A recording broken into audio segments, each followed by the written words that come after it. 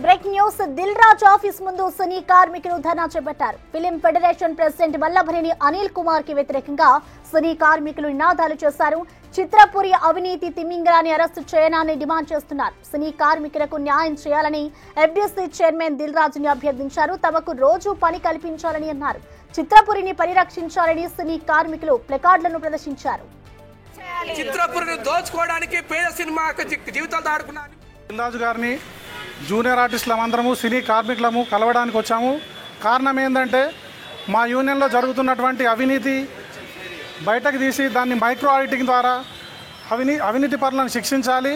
దీన్ని ప్రభుత్వం దృష్టికి తీసుకెళ్ళాలి. ముఖ్యంగా కారణం ఏంటంటే ఈయన అడ్డదారులలో గెలవడం, అసలు ఏ ఎలక్షన్ కూడా సజావుగా జాగట్లేదు. ప్రతి ఎలక్షన్లో అడ్డదారులో గెలవడం, అవినీతి సొమ్ముతో అందరినీ మేనేజ్ చేయడము, ఇటువంటి పద్ధతుల ద్వారా ఈ యూనియన్ని నడుపుతున్నారు. కాబట్టి ఈ యూనియన్ నుండి పర్మనెంట్గా సస్పెండ్ చేసి అదేవిధంగా మేము కూడా కొత్త యూనియన్ని ఒక లీగల్గా మేము రిజిస్ట్రేషన్ చేసినాం. కాబట్టి ఆ యూనియన్ ద్వారా మాకు అవకాశాలు కల్పించాలని దిల్ రాజు గారికి మరోసారి మేము విన్నపాలు చేసుకుంటున్నాము.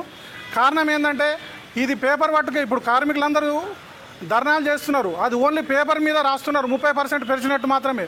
కానీ కింది స్థాయిలో అది అందట్లేదు. కారణం మధ్యలో దళారులు, ఇటువంటి యూనియన్ నాయకులు తినేస్తున్నారు. కేవలం 300 రూపాయలతో జూనియర్ ఆర్టిస్టులు డైలీ పేమెంట్ ఇస్తూ స్పాట్ పేమెంట్ అని చెప్తూ 300 రూపాయలతోని షూటింగ్లకు తీసుకొస్తున్నారు.